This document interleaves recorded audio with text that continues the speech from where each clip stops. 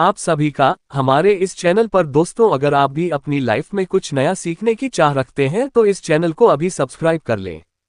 जय मां लक्ष्मी आपके इस वीडियो को जो भी लाइक और चैनल को सब्सक्राइब करे, उसके जीवन में कभी भी धन की कमी ना होने दे ना। दोस्तों, साल 2023 में धनतेरस पूजा का शुभ मुहूर्त क्या है? धनतेरस में नई वस्तुएं खरीदने का शुभ मुहूर्त क्या है?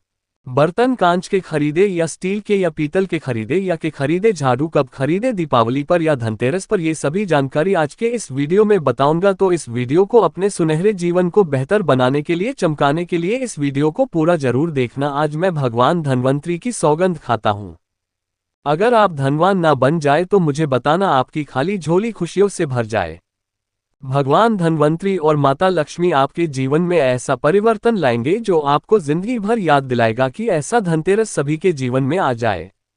धनतेरस पर अगर यह एक चीज आपने खरीद ली तो दुनिया की कोई भी महाशक्ति, दुनिया की कोई भी ताकत आपके भाग्य को बदलने से रोक नहीं पाएगी, करोड़पति होने से रोक नहीं पाए।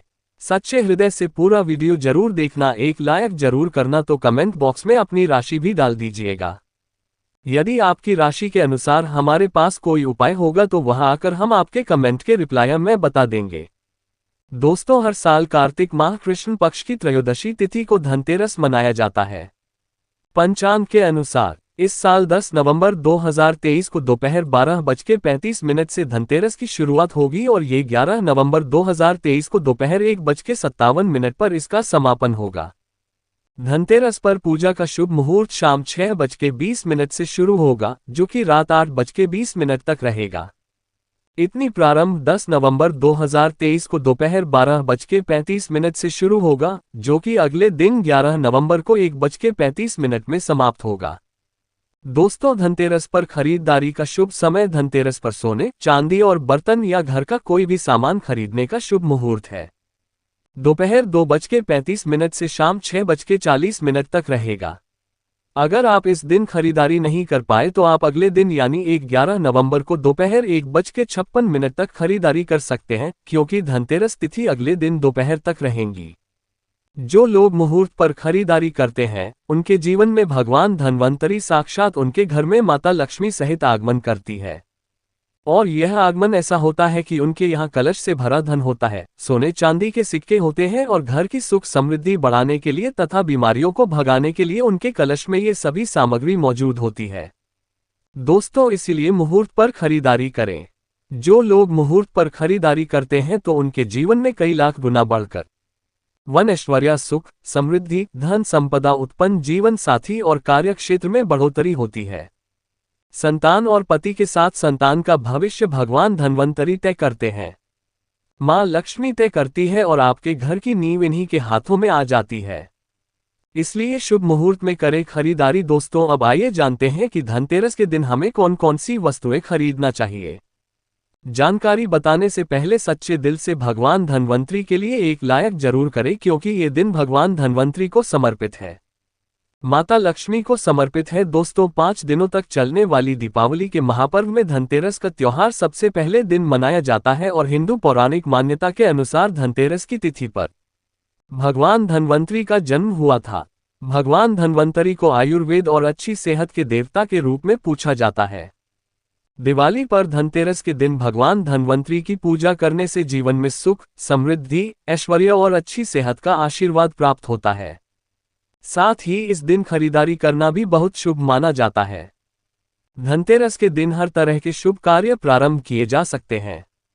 इस दिन विशेष रूप से सोना और चांदी के आभूषण, नए बर्तन आदि खरीदे जाते हैं। धनतेरस के दिन इस प्रकार की विशेष चीज खरीदने पर माता लक्ष्मी जी का आशीर्वाद मिलता है। ऐसी मान्यता है कि धनतेरस के दिन हम जिस भी वस्तु की खरीदारी करके लाते हैं उसमें 13 गुना की वृद्धि होती है। इसलिए आपको ध्यान रखना है कि कोई भी ऐसी गलती ना करे, ऐसी वस्तु खरीद कर ना लाए जिससे कि अशुभता आ जाए।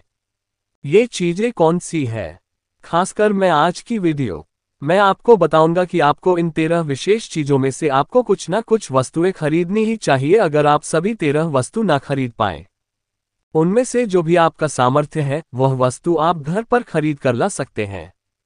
धनतेरस के दिन मां लक्ष्मी जी, कुबेर देवता और धनवंतरी भगवान की पूजा करने से घर हमेशा धन, धान्य, सुख, सुविधा और वैभव से भरा रहता है। दोस्तों, धनतेरस के दिन जो लोग सोने चांदी से बने हुए आभूषण या सोना चांदी ना खरीद पाए, उन्हें भी ऐसी कुछ चीजें अवश्य ही खरीदनी चाहिए। सबसे पहले वस्तु जादू। धनतेरस के दिन नई झाड़ू खरीदना बहुत शुभ माना जाता है, विशेष रूप से लाभकारी माना जाता है। झाड़ू को मां लक्ष्मी जी का प्रतीक माना जाता है। इस दिन जो व्यक्ति आर्टिफिशियल प्लास्टिक की झाड़ू खरीदते हैं तो उसके घर में साक्षात राहु केतु चले आते हैं और ऐसे घर को खंगाल और बर्बाद बना देते हैं। आप किसी और दिन प्लास्टिक का झाड़ू खरीदें, लेकिन इस दिन राहु केतु का आगमन घर में कभी मत होने देना, नहीं तो भगवान धनवंतरी उल्टे पांव वापस हो जाएंगे। देखिए, इस दिन राहुकाल भी रहता है और जब एक बार आपके घर में राहुकाल का प्रवेश हो जाए, भला वहां पर माता लक्ष्मी और धनवंतरी देवता का आना वर्जित है, वो ऐसे घर को त्याग देते हैं क्योंकि भगवान धनवंतरी और राहु केतु में भीषण शत्रुता है, वह नाराज हो जाएंगे। देखिए, इस दिन ऐसा माना जाता है कि नहीं, जादू से धनतेरस के दिन पहले पूजा करके फिर उसका प्रयोग करने से घर की सारी नकारात्मक ऊर्जा दूर हो जाती है और घर में सुख समृद्धि का वास हो जाता है। दोस्तों, अगर हो सके सामर्थ्य हो तो धनतेरस के दिन एक झाड़ू का गुप्त दान करना चाहिए। जैसे आप मंदिर में चुपचाप रखा है वहां पर आपको रख देना चाहिए। मंदिर में जा दूर खाने से माता लक्ष्मी प्रसन्न होती है, बहुत खुश होती है। जो मंदिर में साफ सफाई के लिए झाड़ू दान करता है उसका घर समस्त बीमारियों से दूर रहता है, घर में माता लक्ष्मी का आगमन होता है। दोस्तों, दूसरी वस्तु है साबुत धनिया। धनतेरस के दिन आप कुछ लेकर आया ना। साबुत धनिया तो हर कोई ला सकता है। साबुत धनिया लाकर दिवाली के दिन उसे पूजा करने के बाद अपने ही घर में क्यारी में गमले में डालना चाहिए और ऐसा करने से कहा जाता है कि घर में आपका जो भी धन है, जो भी आय है, उसमें बरकत होने लगती है। अगर आए दिन अनावश्यक रूप से खर्च होते हो तो उसमें भी रोक लग जाती है। मैं भगवान धनवंतरी की सौगंध खाता हूँ, अगर मात्र और से 11 का धनिया खरीदते समय जब आप घर में लेकर आए तो घर में जाने से पहले उसमें एक सिक्का जरूर डाल देना।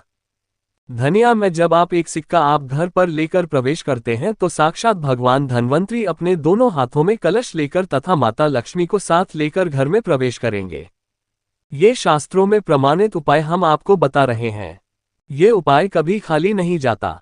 दोस्तों, में इस दिन नमक भी खरीद कर लाना चाहिए। नमक अगर आप दिल्ली वाला लाते हैं जी तो और भी शुभ है, लेकिन आजकल दिल्ली वाला नमक मिलना हर जगह पॉसिबल नहीं होता है, तो आप जो भी नमक का को मिल पाता हो वो नमक आप इस दिन घर पर लेकर आए। धनतेरस से लेकर दीपावली के अगले दिन गोवर्धन और भाई दूज तक आप इसी नमक का प्रयोग करें और इन 5 दिनों तक लगातार आपको नमक का पोछा भी घर में लगाना चाहिए। ऐसा करने से दरिद्रता दूर हो जाती है और घर से नकारात्मक ऊर्जा भी दूर हो जाती है। लाजमी है, जब दरिद्रता घर से दूर भाग जाएगी तो भगवान धनवंतरी और माता लक्ष्मी का आगमन अवश्य होगा। और चौथी वस्तु जो आपको घर पर लानी चाहिए वह है गोमती चक्र की। जिस घर में गोमती चक्र होता है वहां सुख, सौभाग्य और समृद्धि की वृद्धि होती है। गोमती चक्र घर पर रखने से वास्तु दोष भी कम होता है और घर परिवार में किसी भी सदस्य में आत्मविश्वास की कमी हो तो धनतेरस के दिन गोमती चक्र लाकर उनके हाथ से पूजा करवाकर फिर बाद में आपको इन गोमती चक्र को अपने मंदिर में या फिर धन रखने के स्थान पर आपको रख देना चाहिए। ऐसा करने से जो भी संबंधित परेशानी है वह दूर हो जाती है। आपको ये सारी वस्तुएं मार्केट में पूजा वाली दुकान में बहुत आसानी से मिल जाएगी। हम गोमती चक्र जरूर लाते हैं अपने घर में और आप भी लेकर आए। अगर पहले से ही है गोमती चक्र तो पूजा अवश्य करें। दोस्तों, आप यकीन मानो आज हम भी गोमती चक्र के शुभ परिणामों से महादानी बन चुके हैं। आप भी माता लक्ष्मी की कृपा अवश्य प्राप्त करें। दोस्तों, 5वीं वस्तुएं हैं कौड़िया। कौड़िया आपको सफेद, भूरी, पीली या चितकबरी मिल जाएगी, लेकिन आपको जो लानी है वह या तो सफेद लेकर आए या फिर पीले रंग की कौड़िया लेकर आए। कहते हैं जिस घर में कौड़िया होती है वहां पर महालक्ष्मी जी हमेशा वास करती है। कौड़िया लक्ष्मी जी को आकर्षित करती है, इसलिए आज के दिन आप 5 से 11 या 13 कौड़िया लाकर आप चाहें तो धनतेरस की शाम को या फिर दीपावली की रात को उनकी पूजा करके रोली, अक्षत, कुमकुम अर्पित करके फिर एक लाल कपड़े में बांधकर आपको अपने घर में जहां पर भी आप धन रखते हैं रख देना चाहिए। हमारे घर में भी रखी हुई है और हम इनकी पूजा करते हैं। आज हम भी धन ऐश्वर्य से मालामाल हो चुके हैं। माता लक्ष्मी ने हमें करोड़पति बना दिया है। आप भी कौड़ियों की पूजा तथा घर में कोरिया जरूर लेकर आएं। कोरिया आप शंख में भी रख सकते हैं, बहुत ही शुभ माना जाता है। शंख में पानी जरूर डालें और फिर कौड़ियों को उसमें डुबो दें। हर साल आप इन्हीं बुनी को ऑडियो की पूजा कर सकते हैं। हर साल आपको खरीदने की आवश्यकता नहीं है। यदि आप नई कौड़ियां खरीदना ही चाहते हैं तो पुरानी कौड़ियों को आप जल में प्रवाहित कर दें। पुरानी कौड़ियां जल में प्रवाहित करने से माता लक्ष्मी क्रोधित भी नहीं होती, उल्टा आप पर गंगा मैया प्रसन्न हो जाती है। गंगा जल में कौड़ियां अर्पित करने से, जल में विसर्जित करने से गंगा मैया का आशीर्वाद मिलता है और माता लक्ष्मी भी धनवान बना देती है, प्रसन्न होती है। दोस्तों, छठी वस्तु है श्रीयंत्र। श्रीयंत्र खरीदते समय देख लीजिएगा कि उस पर सभी चिन्ह, सभी जो भी निशान होते हैं वो अच्छे से अंकित होने चाहिए। श्रीयंत्र जिस घर में होता है, नियमित रूप से श्रीयंत्र की पूजा जी घर में होती है, वहां पर भी कभी धन का अभाव नहीं रहता है। श्रीयंत्र की उत्पत्ति को लेकर धार्मिक पुराणों में उल्लेख मिलता है कि एक बार महालक्ष्मी जी प्रसन्न होकर पृथ्वी से बैकुंठ लोक चली गई। माता के रुष्ट हो जाने से धरती पर समस्याएं प्रकट हो गई। ब्राह्मण और महाजन बिना लक्ष्मी जी के निधन हो गए। दोस्तों, तब ब्राह्मणों में श्रेष्ठ वशिष्ठ मुनि ने निश्चय किया कि मैं लक्ष्मी जी को प्रसन्न कर पृथ्वी पर वापस ले आऊंगा। जब मुनि वशिष्ठ बैकुंठ में जाकर मां लक्ष्मी जी से मिले तो उन्हें पता चला कि मां लक्ष्मी जी तो आप प्रसन्न है और वह किसी भी स्थिति में पृथ्वी पर आने को तैयार नहीं है। तब वशिष्ठ जी ने वहीं पर बैठकर भगवान विष्णु की आराधना शुरू कर दी। नारायण ने प्रसन्न होकर मुनि वशिष्ठ को अपने दर्शन दिए। वशिष्ठ जी ने श्री हरि विष्णु से कहा कि हम पृथ्वी पर बिना लक्ष्मी जी के बहुत दुखी है। हमारे सारे आश्रम गए, धरती पर वैभव खत्म होने वाला है। ये सुनकर भगवान विष्णु वशिष्ठ मुनि को साथ लेकर मां लक्ष्मी जी के पास गए और उन्हें मनाने की कोशिश की, लेकिन फिर भी मां लक्ष्मी जी नहीं मानेगे। तब उन्होंने कहा कि मैं किसी भी स्थिति में पृथ्वी पर वापस जाने को तैयार ही नहीं। जब चारों दिशाओं में महालक्ष्मी जी के पृथ्वी पर वापस ना आने की बात फैल गई, तब देवताओं के गुरु बृहस्पति जी ने एक युक्ति छाए। उन्होंने कहा कि अब श्री यंत्र साधना ही एकमात्र उपाय बचा है, जिससे मां लक्ष्मी जी को धरती पर आना ही पड़ेगा।